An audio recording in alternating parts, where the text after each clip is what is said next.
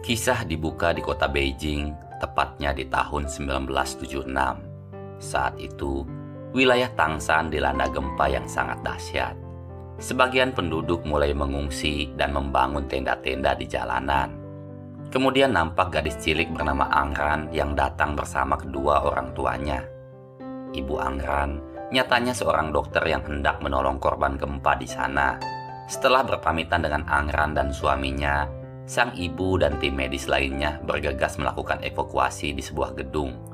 Namun naasnya, gempa susulan kembali terjadi dan ibu Angran pun tewas dalam insiden tersebut. 6 tahun setelah kematian sang ibu, Angran dan ayahnya masih tetap tinggal di wilayah Beijing. Namun demi menjaga mental psikologis anaknya, sang ayah selalu berusaha menutupi kematian istrinya. Ia juga menyekolahkan Angran di sekolah yang jauh dari kediamannya. Di sekolah barunya itu, Angran kadang mendapat perlakuan tak mengenakan dari teman kelasnya yang bernama Sun Yuejin, bocah gendut yang sangat tengil.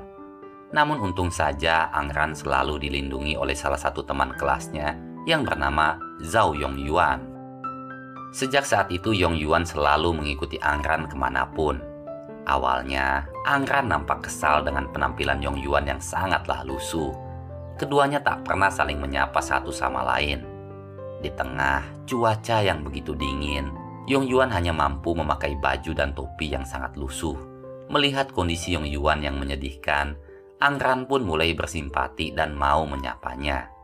Setelah saling berkenalan, Yongyuan menceritakan jika ibunya meninggal sewaktu kecil. Ia kini tinggal bersama neneknya dengan kondisi ekonomi yang sangat memprihatinkan. Bahkan saat semua siswa diwajibkan mengenakan sal, Yongyuan hanya bisa mengenakan sal bekas yang sangatlah usang. Walau mendapat cemoohan dari banyak temannya, namun Yongyuan tetap tabah seakan ia tak memperdulikannya. Sepulang sekolah, Angran yang merasa iba membelikan Yongyuan sebuah sal. Sejak saat itu hubungan keduanya semakin dekat. Angran dan Yongyuan selalu menghabiskan waktu bermain bersama. Namun kedekatan keduanya usai ketika nenek Yongyuan meninggal. Yongyuan yang masih sangat kecil kemudian dibawa pindah oleh pamannya ke kota Guangzhou. Di sisi lain, Angran yang tak mengetahui kepindahan Yongyuan nampak begitu gelisah menantikan kedatangan sang sahabat. 11 tahun kemudian, kita melihat sosok Angran yang tumbuh dewasa dan memiliki wajah yang begitu cantik. Hingga saat ini, Angran masih merindukan kenangan masa kecilnya bersama Yongyuan. Di tahun yang sama, Yongyuan dan pamannya pun telah kembali ke kota Beijing. Nyatanya Yongyuan juga masih merindukan Angran. Yongyuan kemudian mengelilingi jalanan kota Beijing sambil mengenang kembali masa-masa indahnya bersama Angran.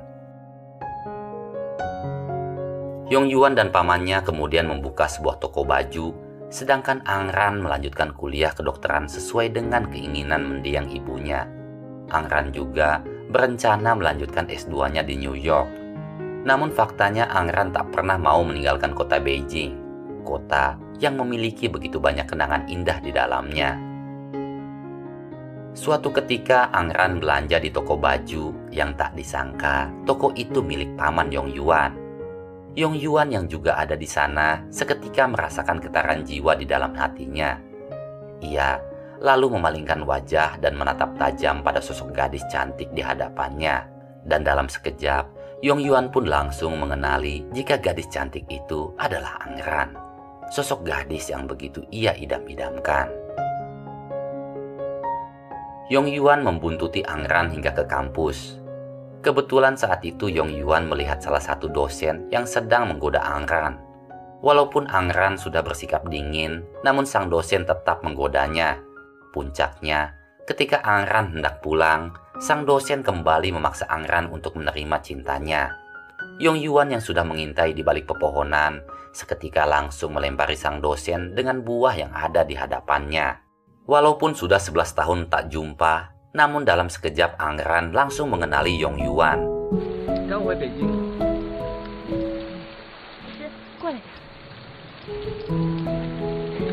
Sejak kejadian itu, Angran dan Yong Yuan banyak menghabiskan waktu bersama. Di waktu senggang, Angran selalu menemani Yong Yuan berjualan di tokonya.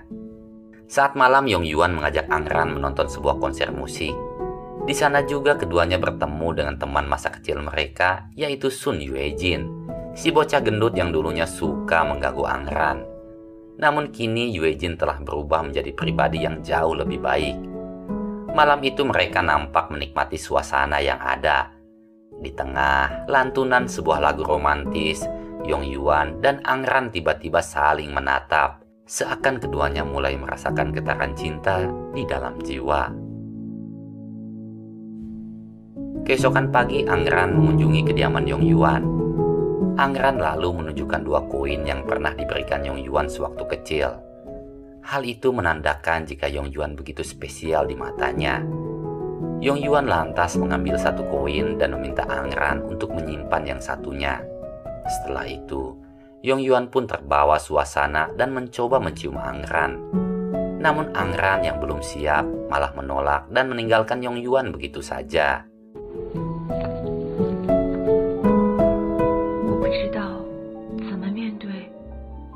Sesungguhnya Angran juga mencintai Yong Yuan, hanya saja ia masih bimbang dengan perasaannya. Di sisi lain, Yong Yuan sedang berjalan pulang dengan penuh kekecewaan. Walau Yong Yuan menyadari jika sampai kapanpun ia takkan pernah mendapatkan cintanya Angran, namun ia tetap berniat membantu mewujudkan impian Angran, yaitu melanjutkan kuliahnya di New York. Yong Yuan memulai bisnis pakaian demi bisa mengumpulkan uang sebanyak mungkin. Yuejin yang mengetahui niatan Yong Yuan sempat kesal dan mengomelinya. Melihat tekad Yong Yuan, Yuejin pun mengajaknya bergabung dalam kelompok bisnis falas. Dengan begitu, Yong Yuan bisa mendapatkan banyak uang dalam waktu singkat. Yuejin lalu mengenalkan Yong Yuan pada rekan bisnisnya. Namun, saat sedang melakukan transaksi, Yong Yuan sempat didatangi oleh sekelompok mafia setempat. Dalam waktu singkat, Yong Yuan mampu menghasilkan uang yang cukup banyak. Ia kemudian menyerahkan uang tersebut pada Angran. Awalnya Angran menolak, namun karena Yong Yuan terus memohon, akhirnya Angran pun mau menerimanya. Setelah itu Angran menemani Yong Yuan pulang. Namun di tengah jalan, keduanya tiba-tiba dihadang oleh sekelompok mafia yang tak menyukai dengan bisnis Yong Yuan. Alhasil, perkelahian pun terjadi.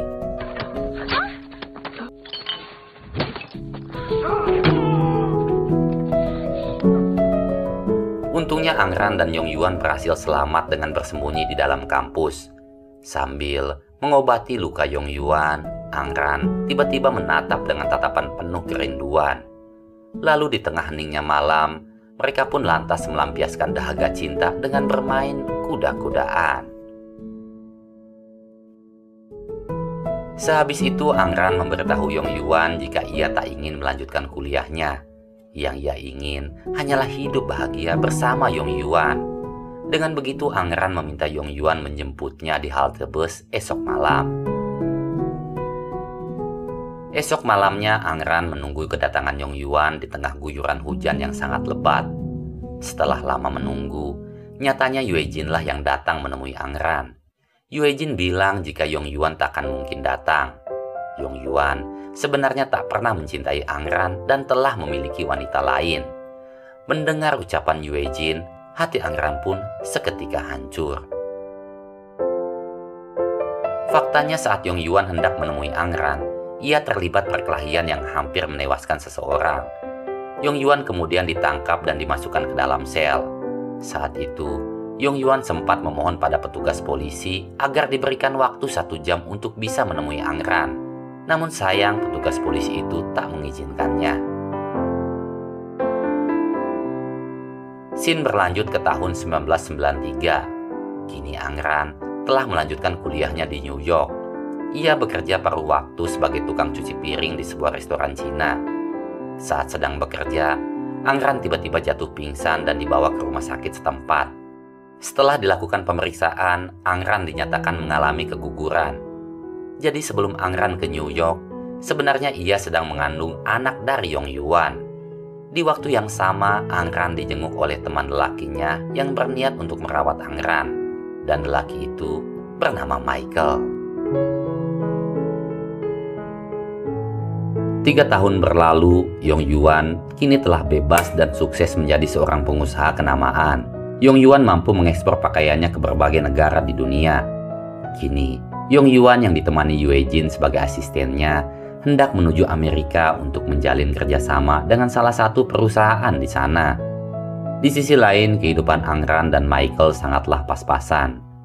Michael, yang merupakan seorang seniman lukis, selalu tertekan akibat lukisannya yang tak kunjung laku. Jadi selama ini kehidupan mereka tergantung pada penghasilan Angran. Michael yang tak ingin terus membebani Angran, akhirnya memilih untuk memutuskan hubungannya.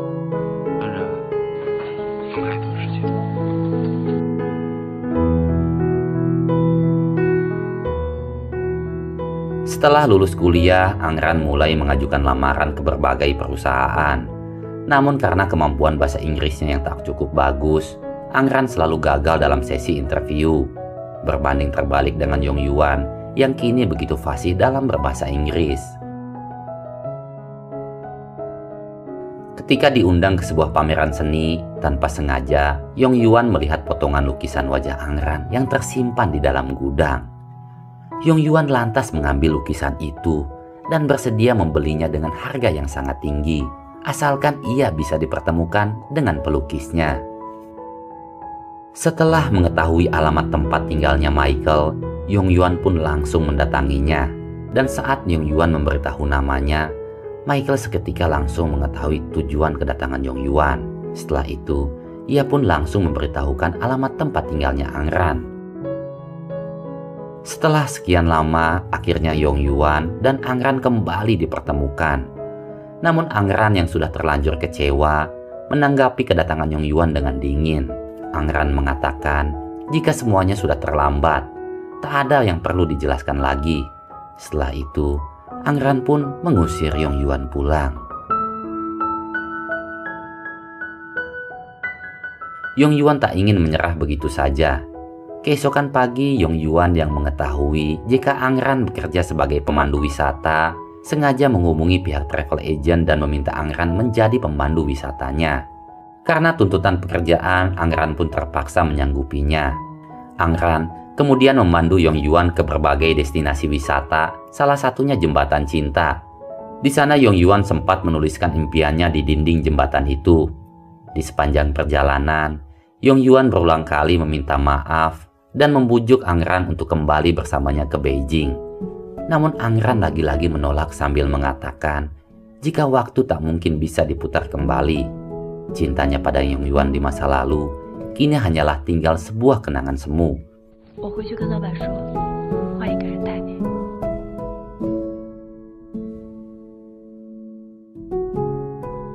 Dalam jadwal wisata yang telah disepakati, malam ini Angran harus menemani Yong Yuan makan di sebuah restoran mewah.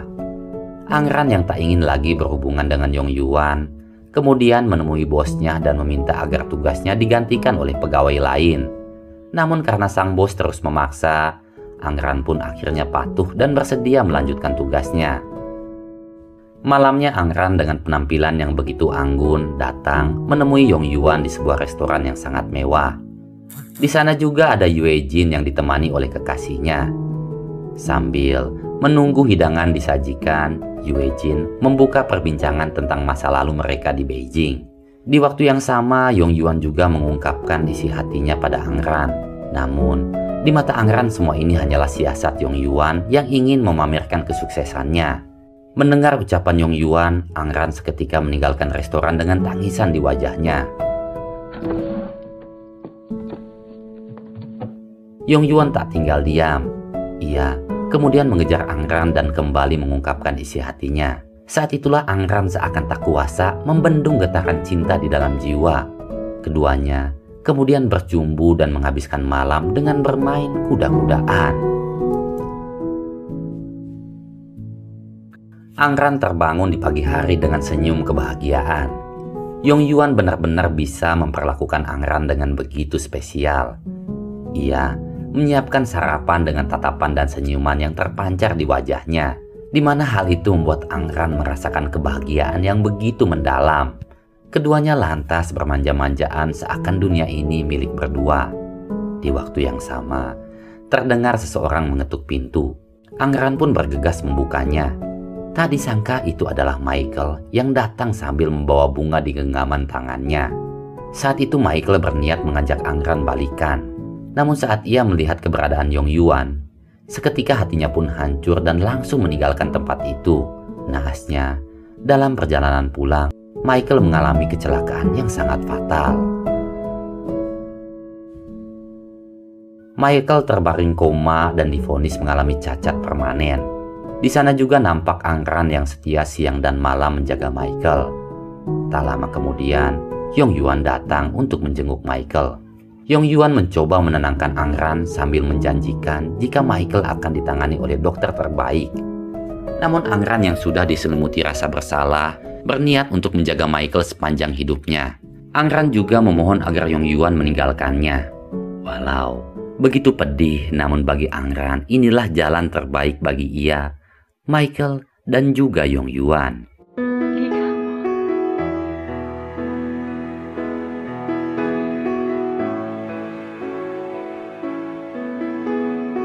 Tahun demi tahun pun berlalu. Angran masih setia menemani Michael yang kini menggunakan kursi roda. Hingga detik ini, Angran dan Yong Yuan nampak merindukan satu sama lain. Keduanya seakan menjalani kehidupan yang begitu hampa dengan balutan luka penyesalan yang teramat dalam. Di tahun 2001, kondisi Michael sudah semakin membaik, sedangkan Angran masih selalu termenung merindukan sosok Yong Yuan di hatinya. Michael yang sudah lama menyadari hal itu, lantas meminta Angran untuk mengejar kebahagiaannya. Karena bagi Michael, sampai kapanpun ia takkan mampu menggantikan sosok Yong Yuan.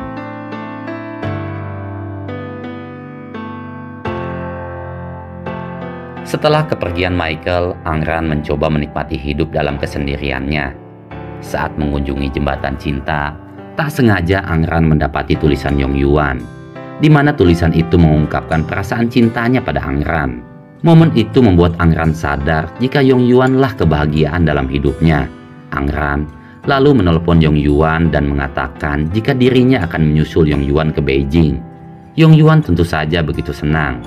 Dan faktanya, selama ini Yong Yuan masih setia menunggu Angran di New York. Namun tak lama berselang, dunia tiba-tiba dihebohkan dengan serangan gedung WTC. Dan naasnya, Yong Yuan sedang berada di dalam gedung tersebut.